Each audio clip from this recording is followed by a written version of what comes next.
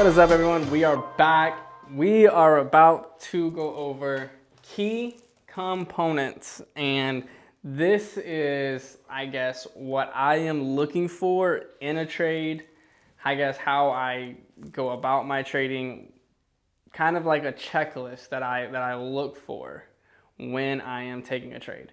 So, number one, I always look for, am I in the right direction of a trend? So we're looking for a trend.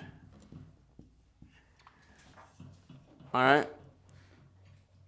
Number two, we are looking for some form of structure. Whether that is your support, resistance, trend line, it's all some form of structure.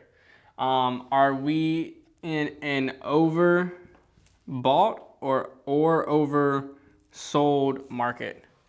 Some type of super overextended market.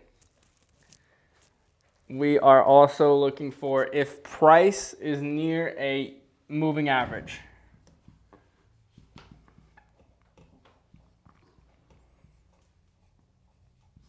Is price near that moving average, that will allow you to use that as some type of structure.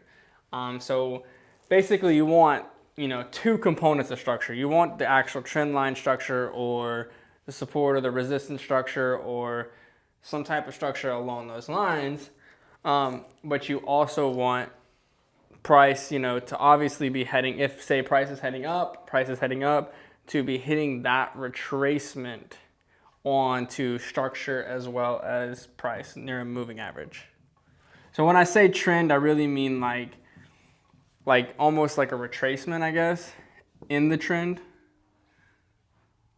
If I can spell.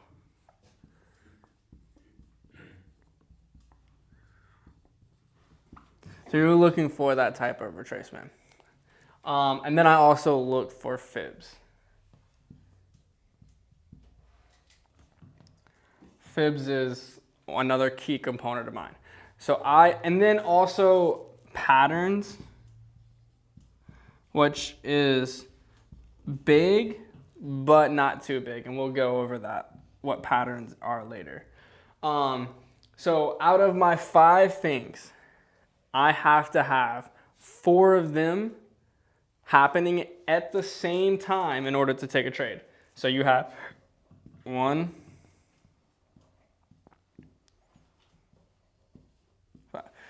I need to be able to look at this and say, okay, yep, this is happening.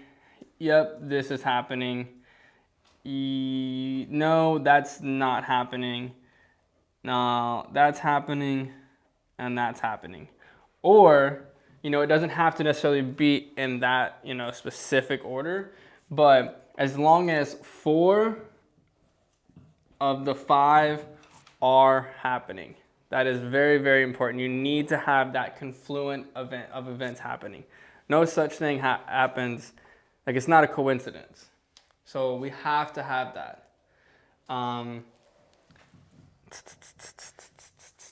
And patterns, I guess, is more of like maybe like a half a point. If you want to go by points, it's kind of like one of those things. It's like, oh, if a pattern's happening, well, then we need a lot of other things happening to really like basically don't risk all you're on. Just like, oh, whether it's a harmonic pattern, whether it's double top, double bottom, whatever it may be, don't risk it all on that trade.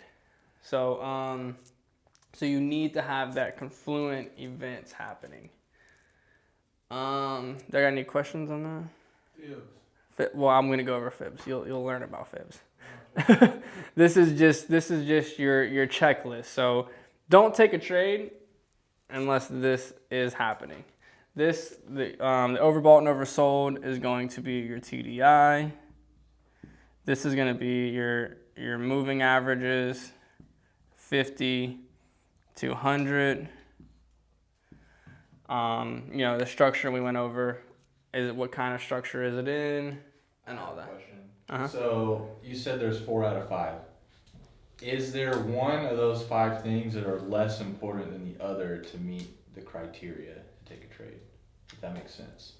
So like, would you rather, well, everything checks out except the overbought, oversold? Yeah, part, that's why I or- did that. I or would everything like, checks out except for the, I don't know, the fibs. so like, there's different parts that are more important. You know, I'm always looking for divergence, and that comes with, you know, overbought, oversold. Yeah. So this, you know, I can also say that's where I looked at divergence. When it comes to trading, having this one and this one are the most important to me. These three, 1, 2, 3, are the most important. So 1, 3, and 4 are definitely the most important to me. Yeah. When you say divergence, it doesn't matter which type of divergence is. It does. It does. Which I'll one? teach divergence. Y'all will be learning divergence later on. But those are the main three, the most three important. So if you were to have, let's say, these three and then a pattern happening at the same time, then you might be like, okay, it's better to take the trade, even though it might not be on good structure.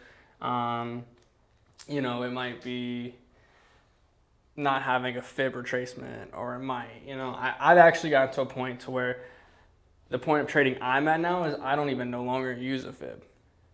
But that's just because I can pretty much tell you what fib it's on, just because I've been looking at the chart so long. So I don't even necessarily use the fib so much anymore like I used to. It's more of like fibs used to be the sole thing of what I traded off of. Now it's more of like kind of the last measure thing. So kind of find what fits you. You know, what are you having more luck with?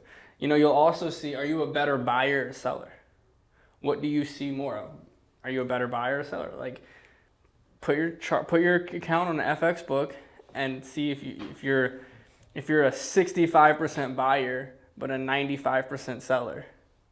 It means you're winning more sells than buys. Then hey, maybe you should only be selling the market. Only stick to sells. And it doesn't matter what pair. None of that does. You stick to any pair, any FX pair. This stays the same. Damn, I can't spell. Any FX pairs. Don't trade crypto, you know, based off of this. Don't trade indices. Don't trade metals, nothing like that. Only Forex pairs. You can use them for other stuff, but it doesn't work as good. I have other strategies or market structure and knowing what I'm trading based off of those. So this is kind of the key components to you that you need, and I'll go over each one of these very, very specifically later on. But knowing where you're at in the market and making sure you have a checklist. You might end up building your own checklist later on, but make sure you have a checklist and a guide, and you track your trades. Get a trading journal. It ain't too bad of an idea. So, any questions? No? Nope. All right, let's roll with that then. Let's go on to the next subject.